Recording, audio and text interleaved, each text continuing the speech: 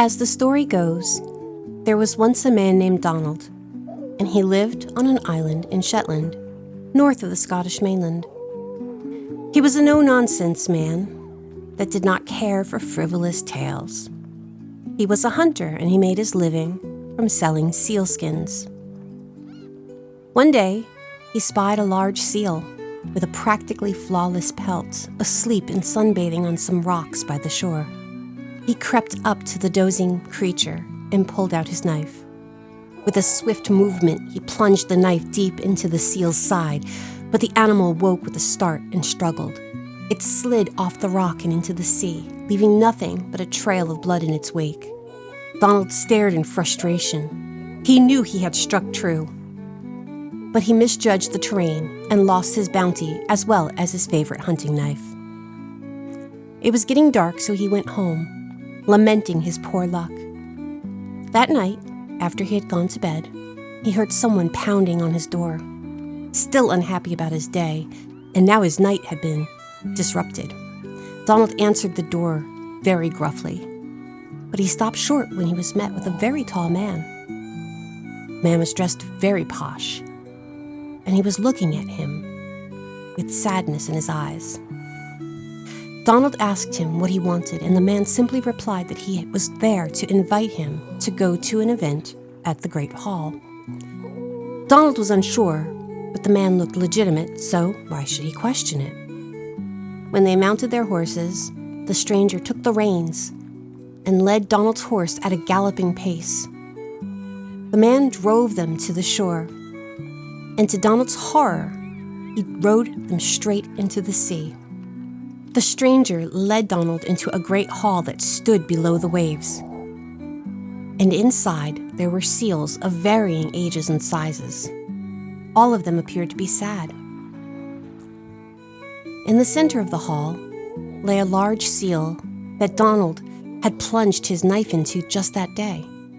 It was then that it dawned on him that he was not surrounded by your average seal at all.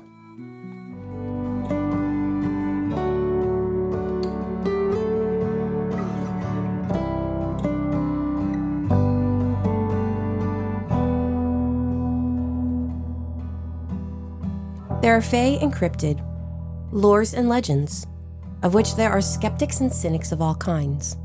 I'm Michelle. And I'm Beth. And we are between the myth and belief.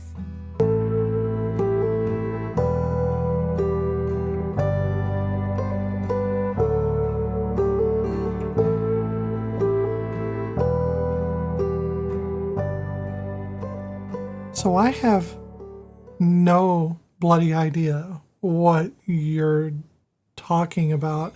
I don't think I know this one. I mean, it's not obscure. Is it the amazing seals of Averith? No. Is it the seals of Normandy? No.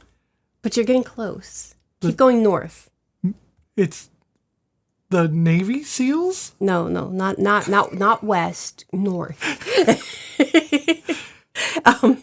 The Antarctic SEALs? That's the other way.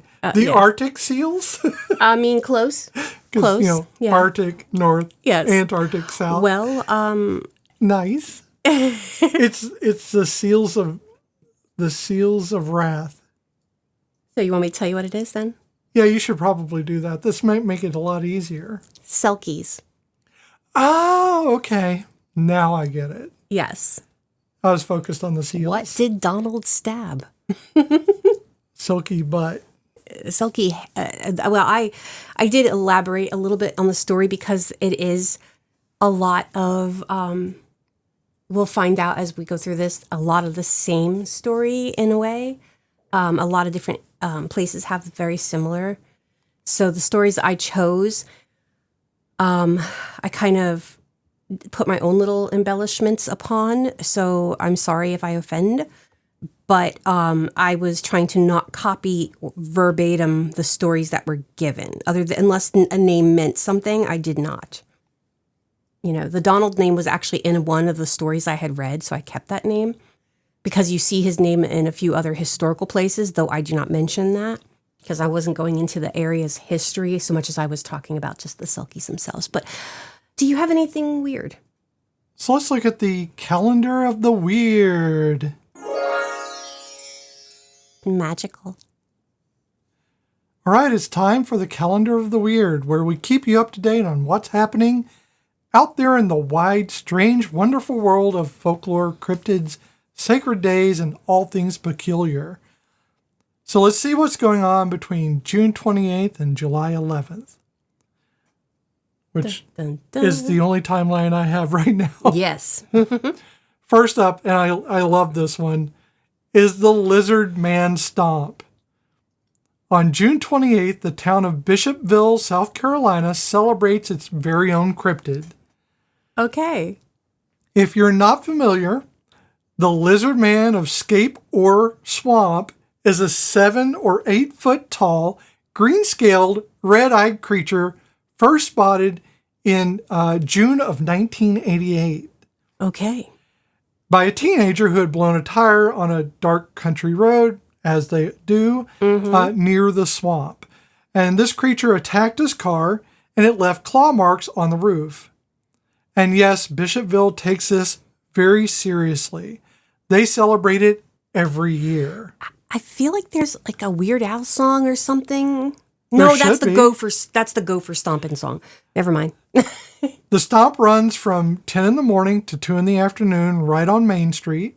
You get a parade, live music, arts and crafts, face painting, a car show, food trucks, and the Lizard Man himself available for photographs. Okay, we might have to go down there. I know. It's free, it's family friendly, and it's one of those community events that makes you proud of how weird and wonderful people can be. If you're anywhere near South Carolina, we have a link in the show notes, and you can take a look at it. So now you had mentioned this before, and let's talk about the moon. Yes. Because on June 29th, we have the full strawberry moon in Capricorn. Mm-hmm. This moon gets its name from the indigenous traditions that mark this time of year by the ripening of wild strawberries, which we love, and we have. Nature's first sweet harvest of early summer. In Capricorn, the energy is grounded and ambitious. It is a full moon that rewards people who have been doing the work. Take stock and see what you have built. Moving into July, on the 4th, obviously we have Independence Day here in the States. But for those of you who walk a magical or pagan route, there's an older layer to this date. In ancient Rome, July 4th honored Pax, goddess of peace and harmony. Cool. And many modern American Wiccans use this day to honor Lady Liberty and work protective and healing magic for the country. They need to work harder.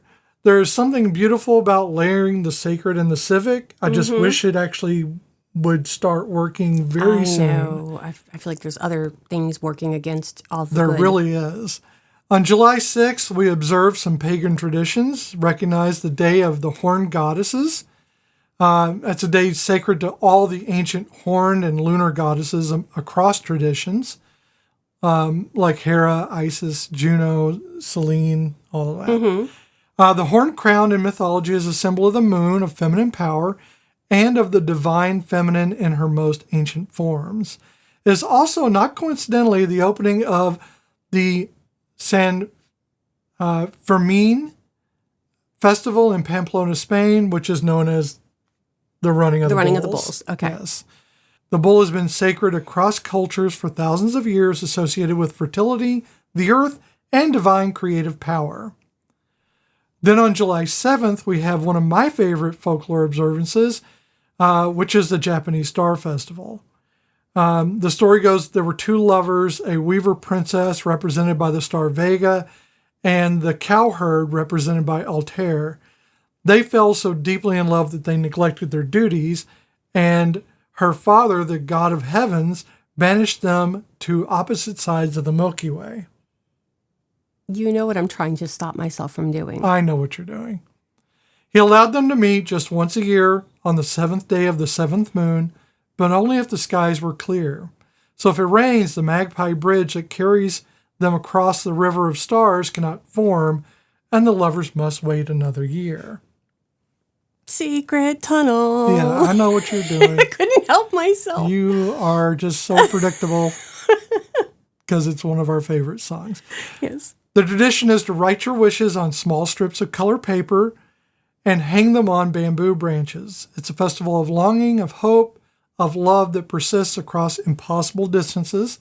And I think that's one of the most beautiful myths that we really have in the world. It is very. On July 9th, we have ancient Athens would kick off the Pantheia.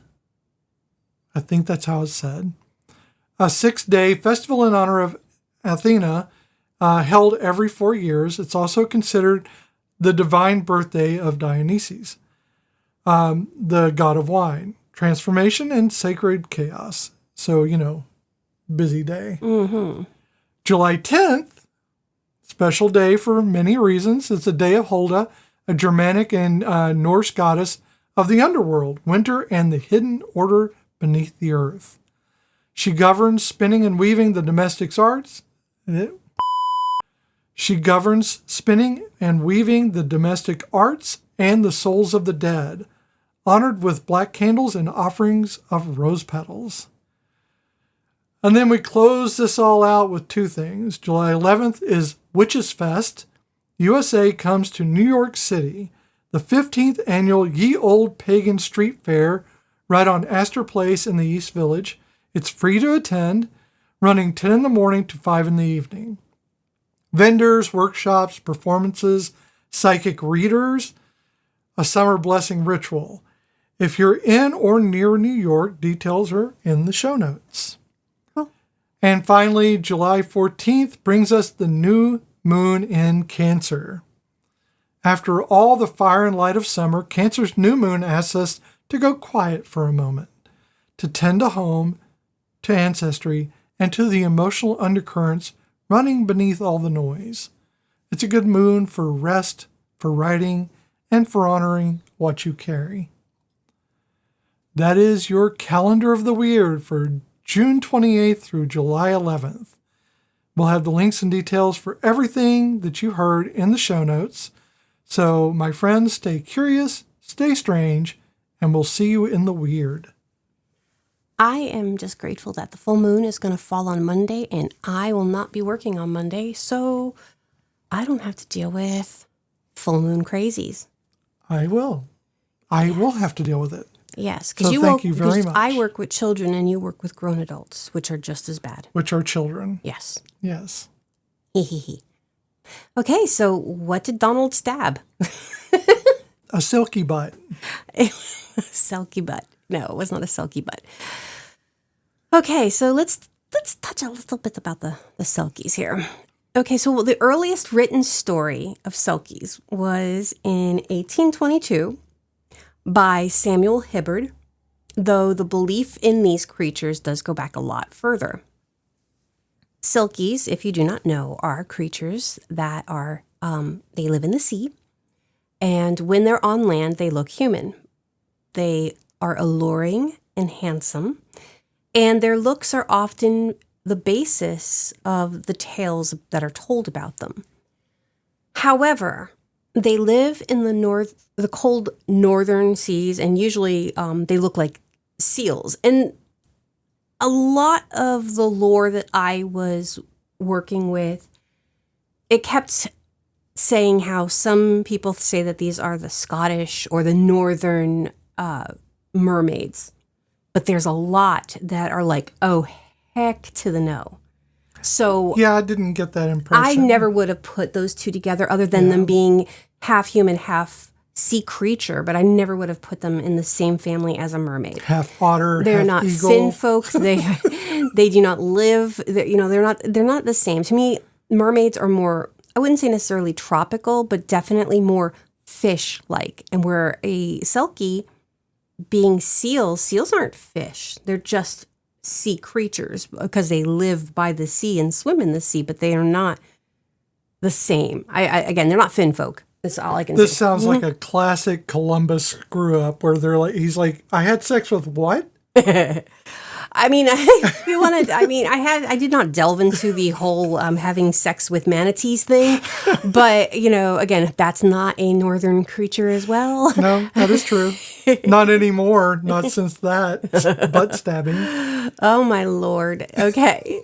So like I said, they normally live in the cold northern seas, and they look like seals. Okay. Their skin is apparently removable, and it is only unique to the selkie in the sense that, as far as I know, there aren't any other cryptids that remove their skin and look like 100% passable humans, as far as I know.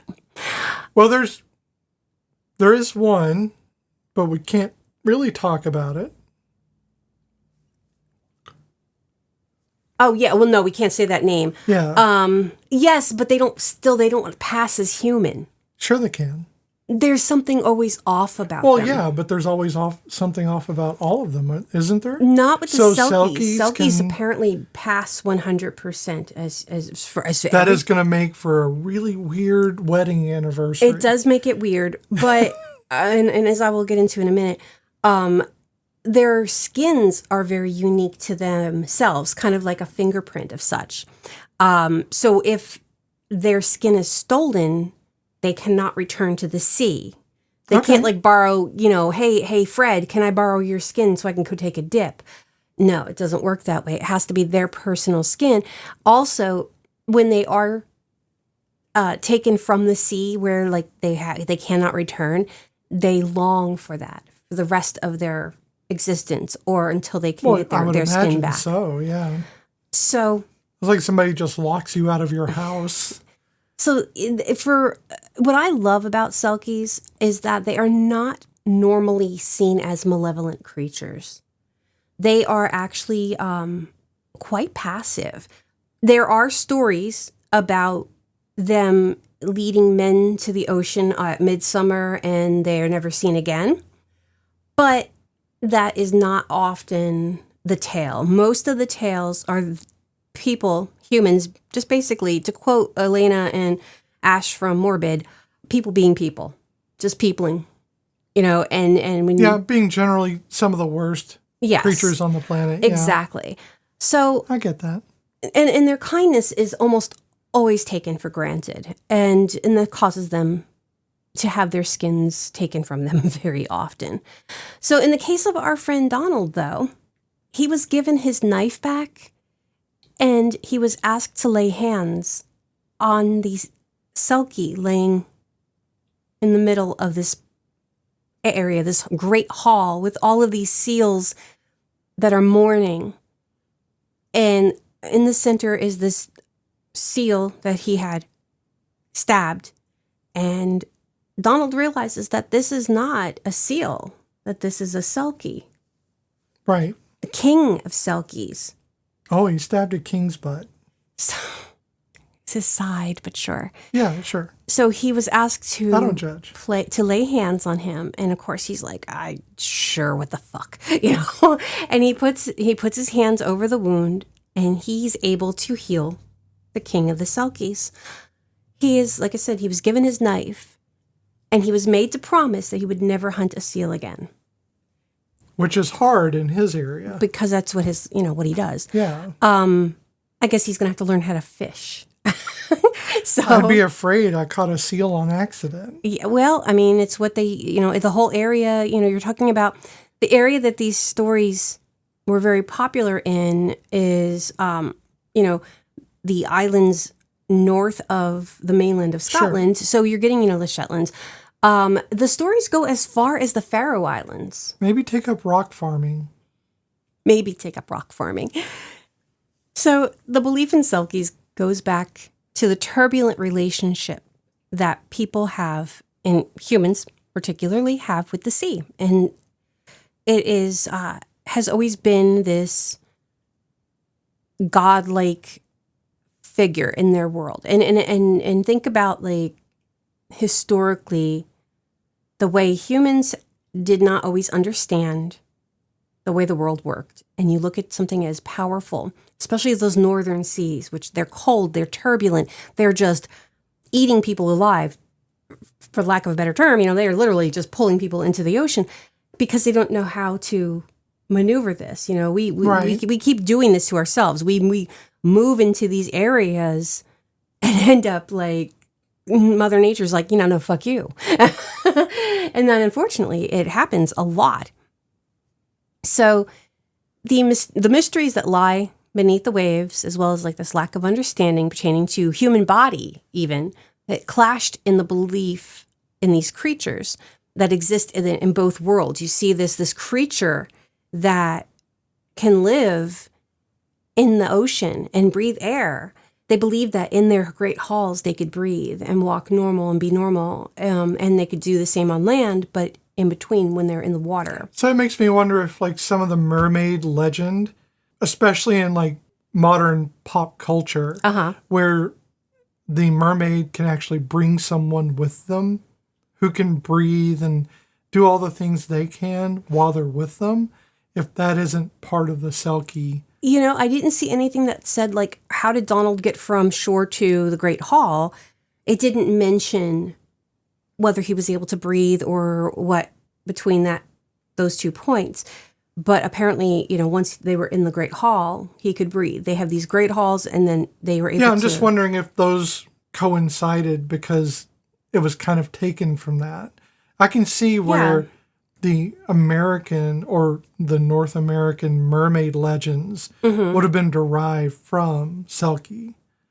Yeah, because I don't know if the Hans Christian Andersen of it all, if his Little Mermaid was able to bring somebody, like, I don't know if that was where he was going with his story and where his inspiration, because, you know, he didn't create the mermaid legend either. So what the lore, I don't know enough about mermaids to make any... No, we might have to go into that. Yeah, I almost did, but then I decided to take a left into Selkie land. So there is also this belief that the people in those areas, what they actually saw were the Inuit or the Sami people who traveled by kayaks covered in sealskin, and they wore sealskin parkas that when they were on shore, they would shed. That actually makes perfect sense. So, it would be so strange because the distance that they had to go, but they were known for going those distances, but they would still be such a rarity, especially amongst the like very rural areas, that if they saw them, they would entirely mistake them or even just generate it as a legend just so they have something to talk about. Oh, yeah. So this was one of my favorites of the stories that I had read. So I'm going to tell you the story of the Selkie and the Otter King. Okay. I already love this. I know, because you love otters. I do. So there was a Selkie girl, and her name was Eileen. The fishermen from the local village respected her and would often leave her gifts of fish that she would share with the otters that lived nearby. One time, a man was passing through the village, and he had heard about Eileen. He was not a very good man. He was very greedy, and he wanted her to be displayed for money. He wanted to steal her. The people in the village were like, no. They refused to tell him where she was. So what he did was he would pretend to leave the village, and then he snuck around waiting to hear or to watch the villagers go to Eileen and bring her gifts. Eventually, this happened, and he was able to locate her cave that she lived in. When the villagers all left, he waited for Eileen to remove her skin, and when she did, he stole it, and he told her that he would come back with a halter and that he would take her away. So that night, she cried, believing that like this was her last night of freedom and that she would never be able to be with her otter friends and her villagers. And the Otter King, he heard her. He found his 7 bravest otter attendants, and they laid in wait for the man.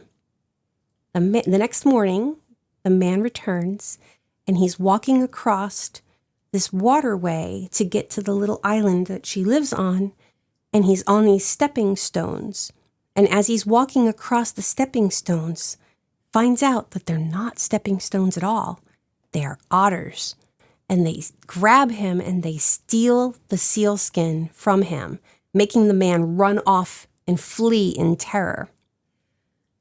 They bring back the sealskin to Eileen.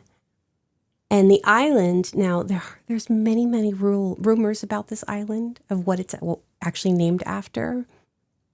But in this story, they said that the island became known as Eileen Donan, the island of otters.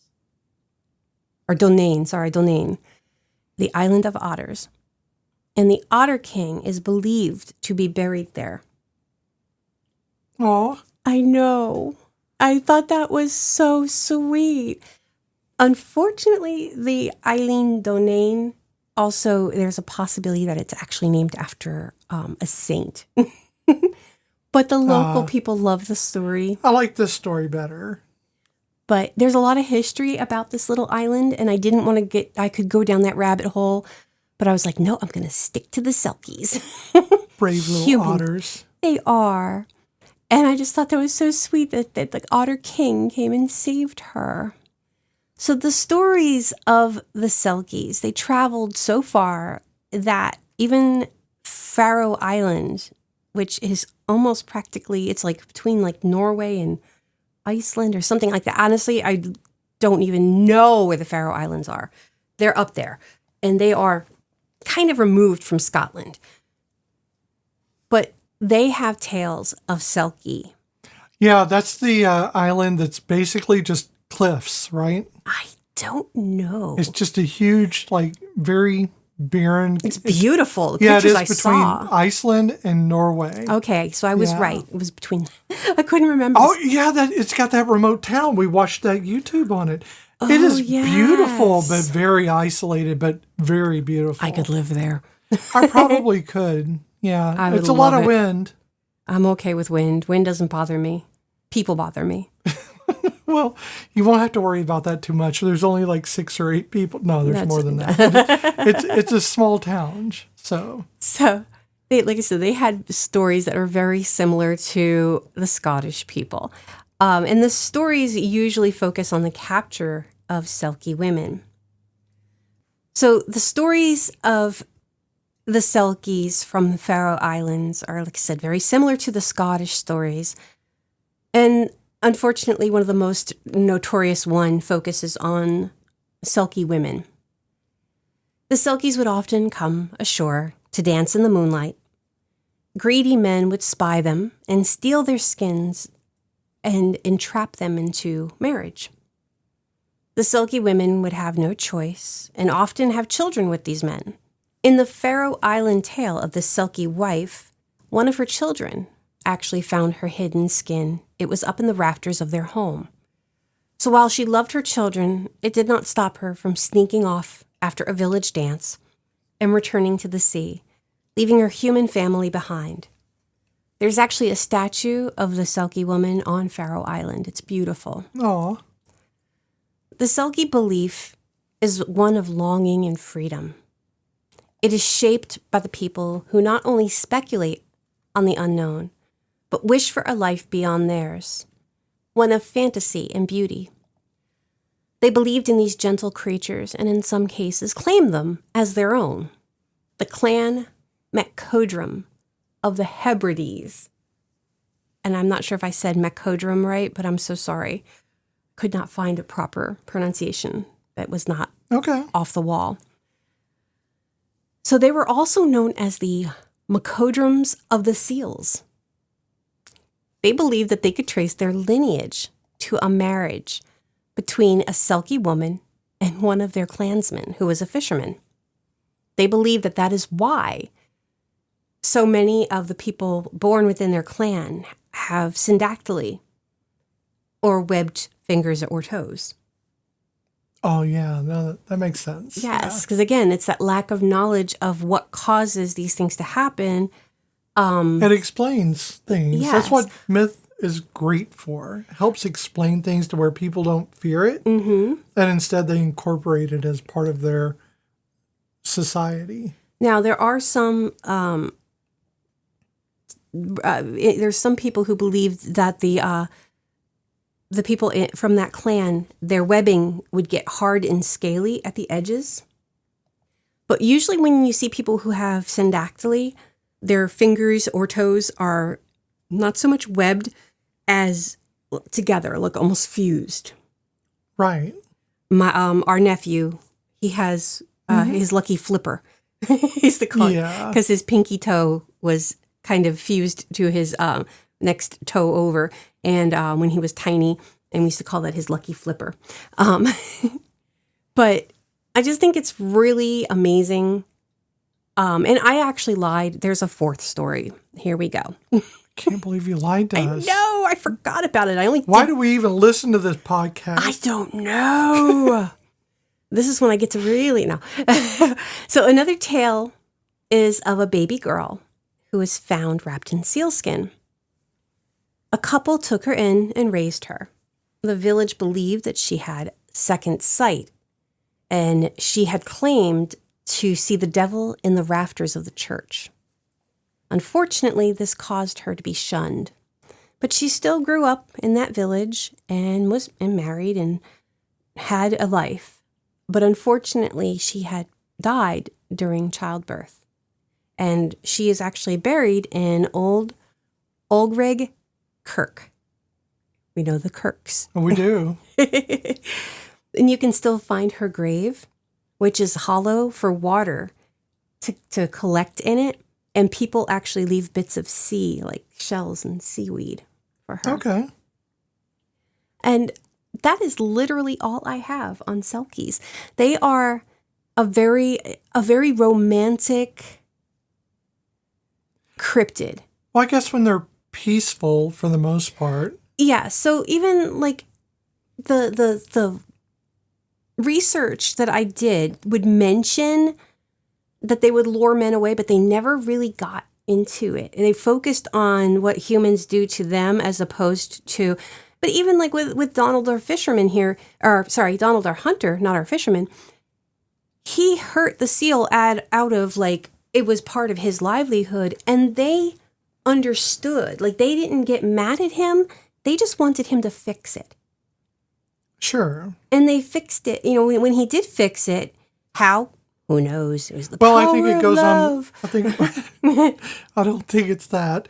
I think it's more the thing of the person who hurts you is the one who has to heal you. You always hurt the one you love? No, I think it's just the person who hurt you has to be the one who heals you. Now, I mean, that makes sense. And they have this just melancholy. Think about what a seal looks like. Those big, sad brown eyes that are just so... They're puppies. They are water puppies. And they're just... I didn't know enough about the Selkie lore when I was doing my research. I knew of Selkies, but some part of me thought that there was a lot more maliciousness and bloodthirstiness involved, because again, most cryptids, there's usually some amount of murder. Not to or say, at least mayhem. Yes, and there's not to say that there's none.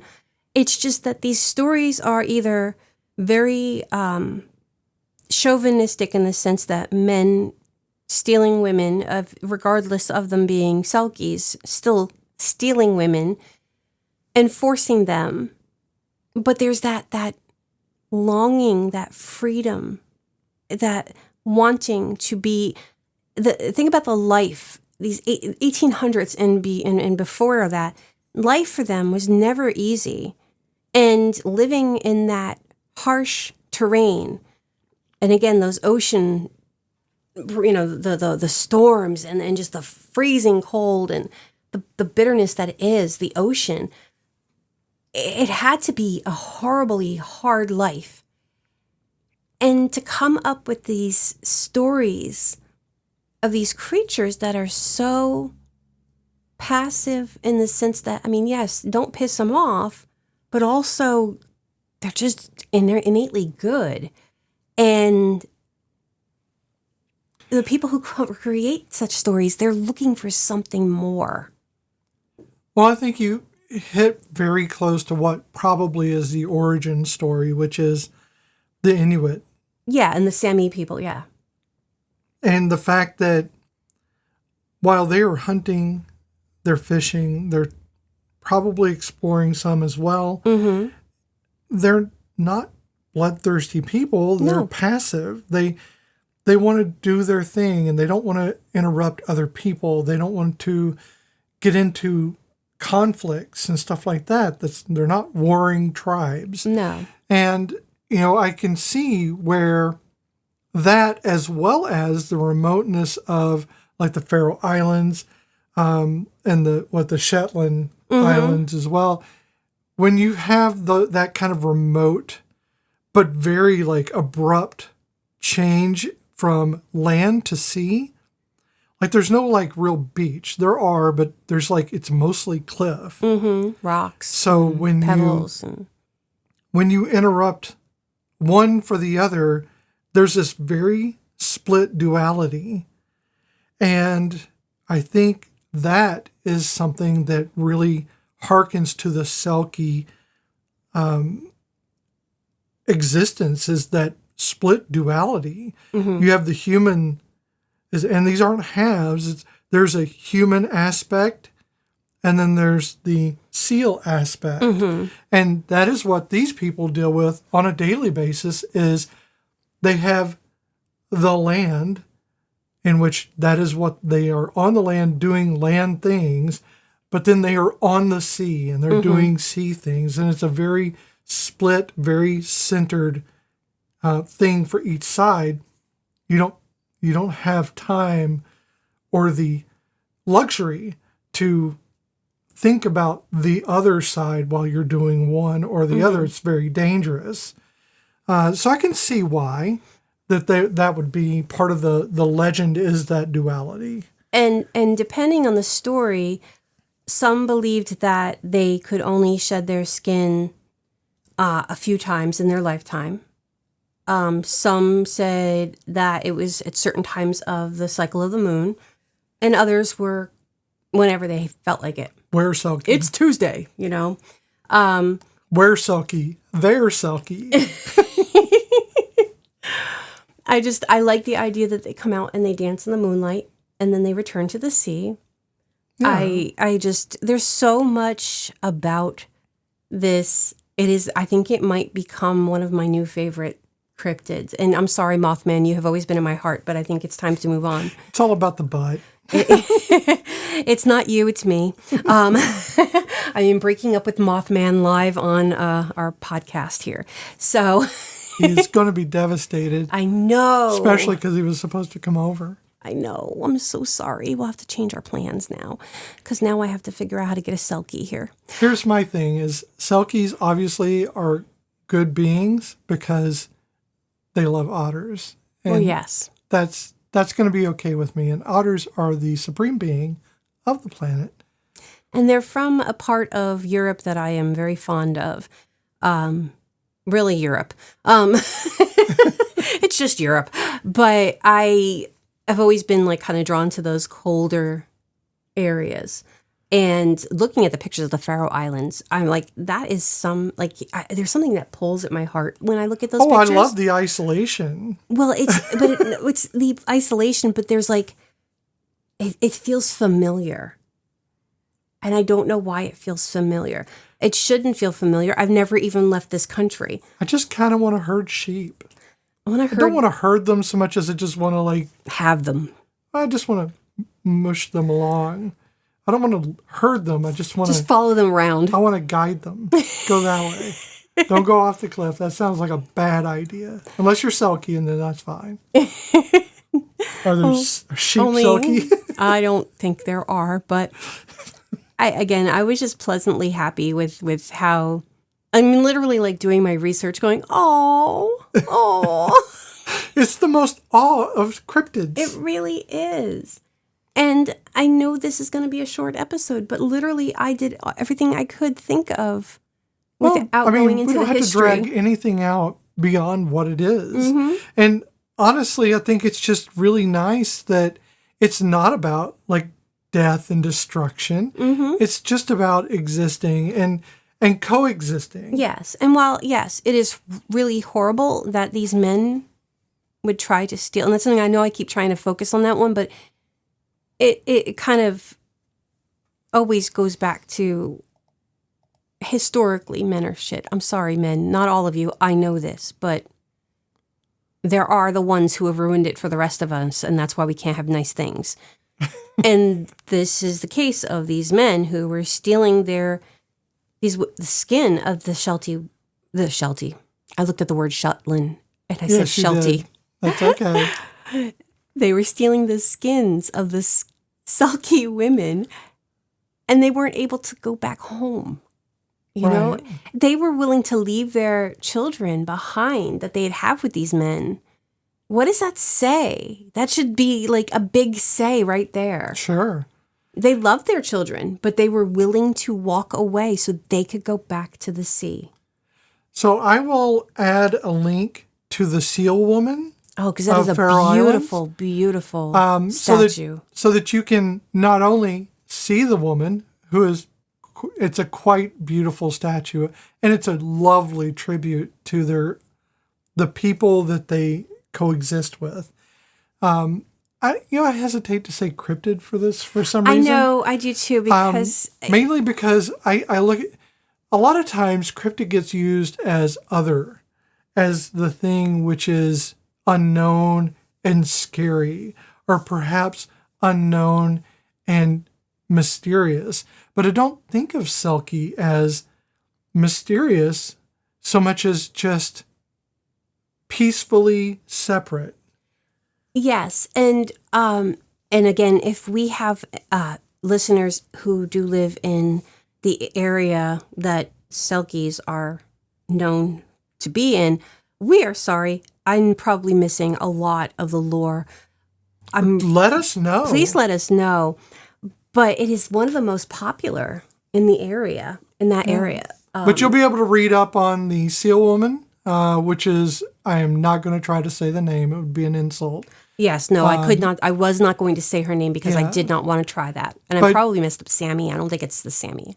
But you should read up on it. I'll provide the link and you can do so, or you can even just look it up and maybe find a YouTube channel. How far did that Inuit person have to go in that kayak to get to the Faroe Islands and Shetland Islands?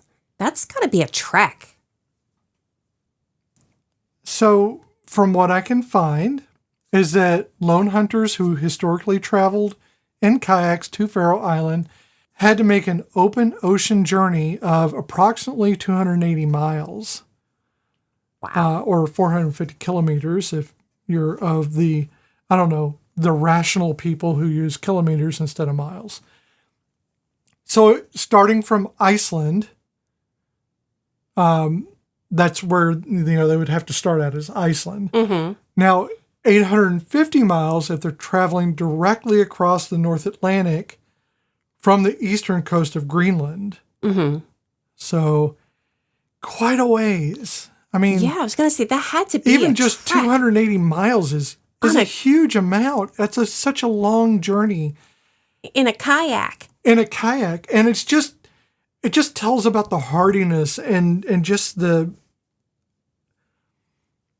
fearlessness of the people doing what has to be done, because that is part of their culture. It's part of their lives, that they weren't just doing this for no reason. They were doing this to hunt. They were doing this to find to follow migration patterns, stuff like that. Mm-hmm. So it's not something they were just doing to sightsee. It was life or death.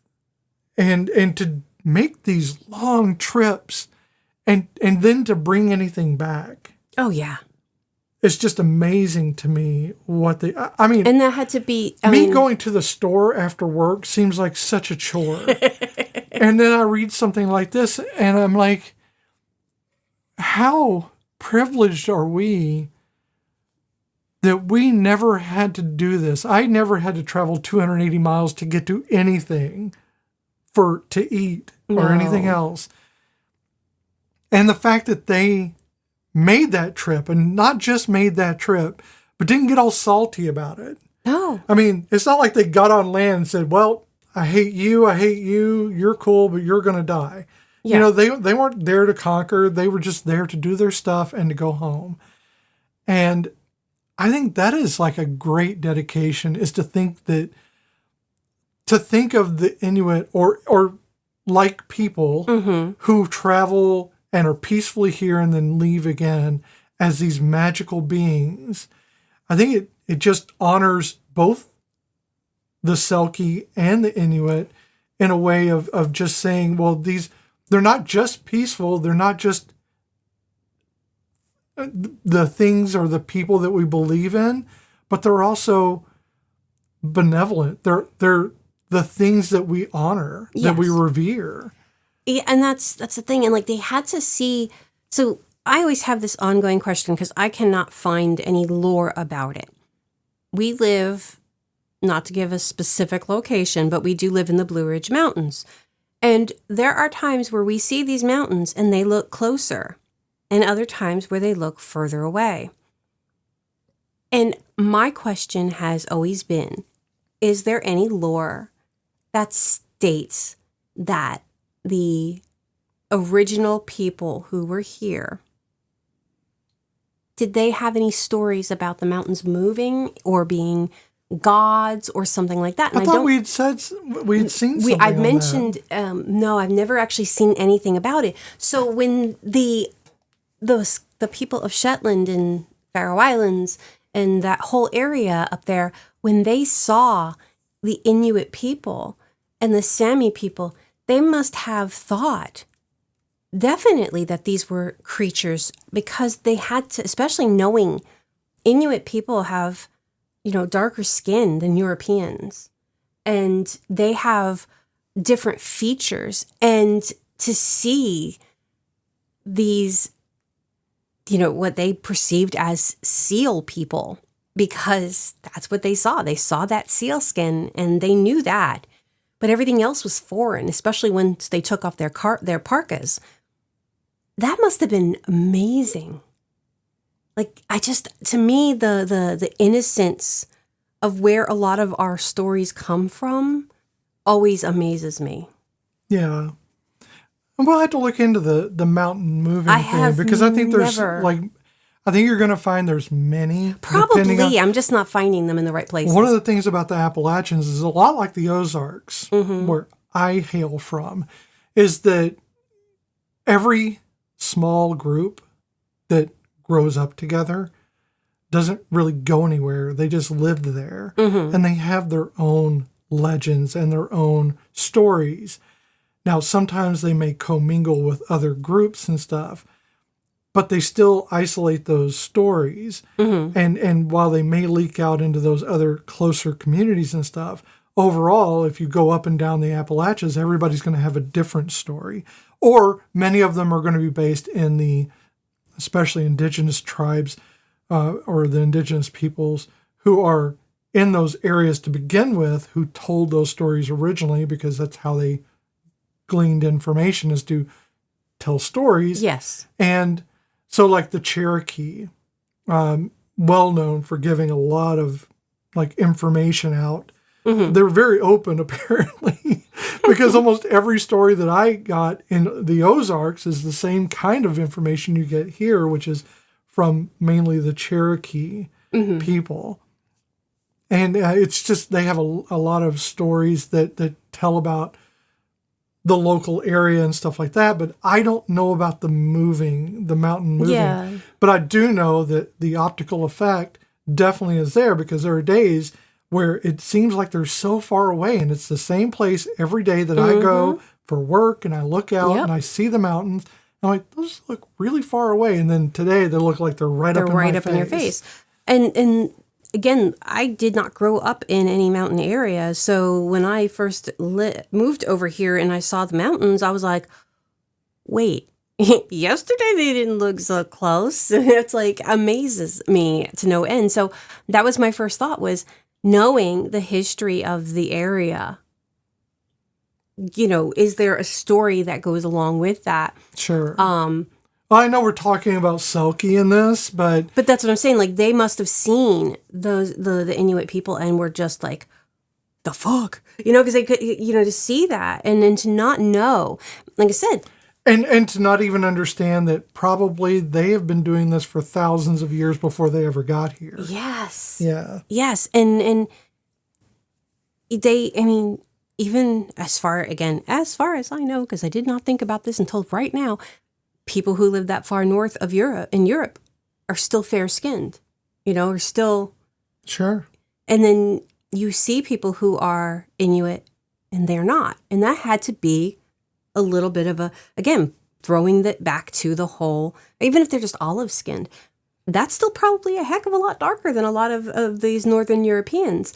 And again, I'm not trying to make it a race thing. I'm just saying when you see something that you've never seen before, you're going to come up with some reason behind it. Your brain is going to fill in the blanks. You're going to go, hey, did you see that guy?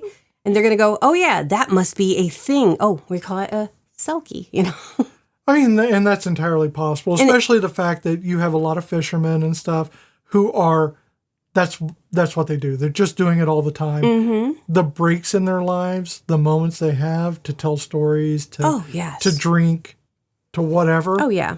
Is probably taken up in these aspects of stories about the things they have seen on the ocean. And one of the stranger is this man shed his skin. Yeah, because that's what they saw. They didn't see that it might have been a jacket or something. They've probably never seen a jacket like it before. They probably got nowhere near it. They're like, I'm not going to go near it. What the hell is that thing over there? Or maybe they did and they just saw that it was skin and it freaked them out. The bindings and stuff probably wouldn't have shown very distinctly. And I wonder if because it was, they described it as a parka, so I wonder if it had a hood. So think about the way a kayak looks, and if somebody's in the kayak that's covered in sealskin. Oh yeah, it just looks like a long seal. Yeah, and then the hood would look like the face if, it would be backwards, but not, it wouldn't have a face because they wouldn't be able to see that, but it would look like it was traveling, on top of the water, but it would still kind of, I can almost see. Humans are prone to flights of fancy. And we like to connect dots in weird places. Well, your mind fills in the spaces that are left empty for explanation. Yes. So you fill them in. Yeah. And I think that's okay. That's kind of the beautiful thing about our brains is we devise our own myth. Exactly. We create our own beauty because it needs to be there. There needs to be something there. And elsewise, it would just be emptiness. I think being your own creator in a lot of these aspects is kind of nice. And to me, it kind of, this is one of those stories that makes me think of why we do what we do here with Between Myth and Belief. You have a story that is a myth and you can see where the myth came from, but you kind of want to believe it. I don't know that I want to believe it so much as I appreciate it for what it is. I kind of want to believe in them. That's great. I don't begrudge anyone their beliefs. I think that for me, it is more about that people have the capacity to not only invent the myth or to have the myth and then to believe the myth. I don't look down on people for believing something. Mm-hmm. I think it's actually amazing to have belief, to have faith. I don't have it myself in a lot of things, but I appreciate that others do have it. And I appreciate that human aspect of wanting to connect. And that is what belief is wanting to connect to other things. We are our own quantum network, and we create these connections to all these other points. And I can't think of another animal that really does that offhand, although probably whales, mycelium.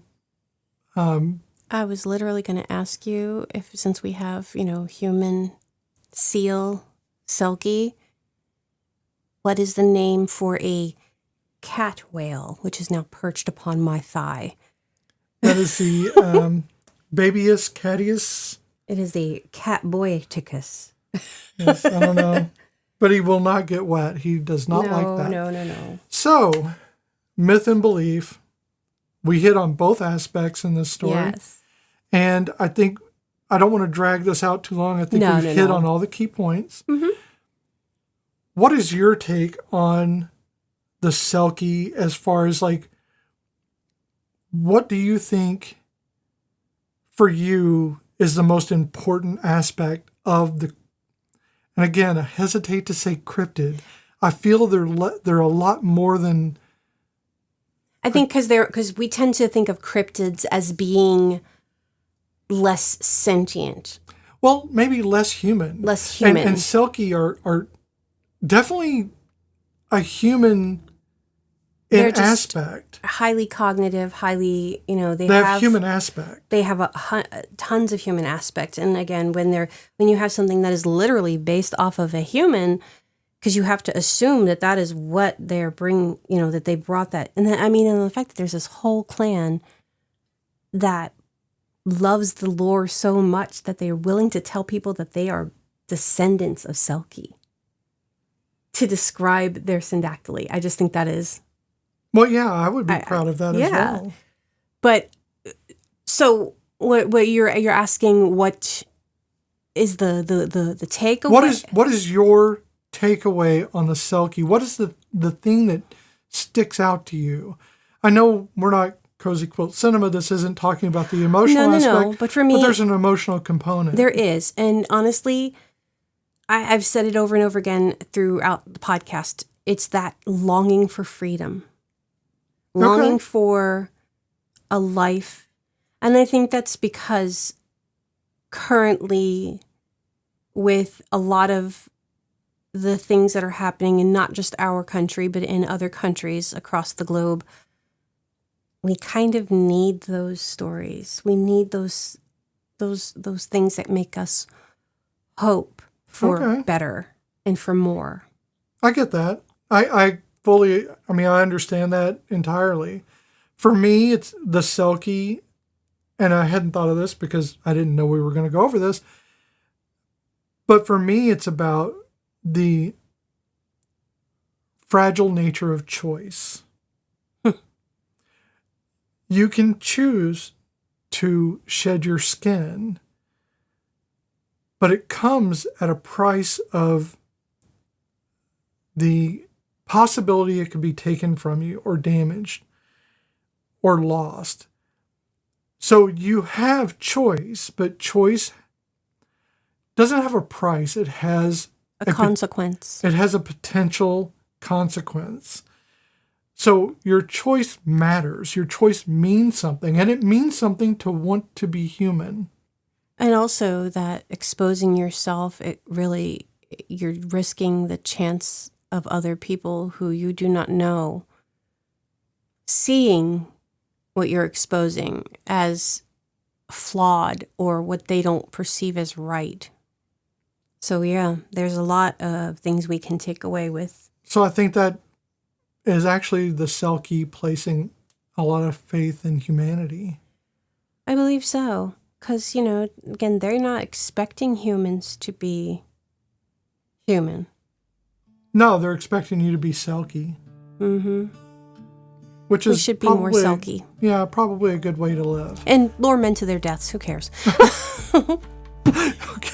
Lure them to the sea. There goes the blood. There goes the bloodthirsty Not part. the bad ones, only not the good ones, only the bad ones. Okay. You know what I mean? So this has been Between Myth and Belief. If you like what you heard, or you have a tale or two to share, not just about today's topic, but any odd, scary, crazy, weird stories you'd like to hear us talk about, you can email us at betweenmythandbelief@gmail.com, or you can join us on Instagram and Blue Sky at Myth and Belief. Make sure to follow and subscribe to Between Myth and Belief wherever you listen to podcasts. And don't forget to check us out on our other podcast, Cozy Quilt Cinema, where we talk about movies and how they make us feel. You can find us over at cozyquiltcinema.com.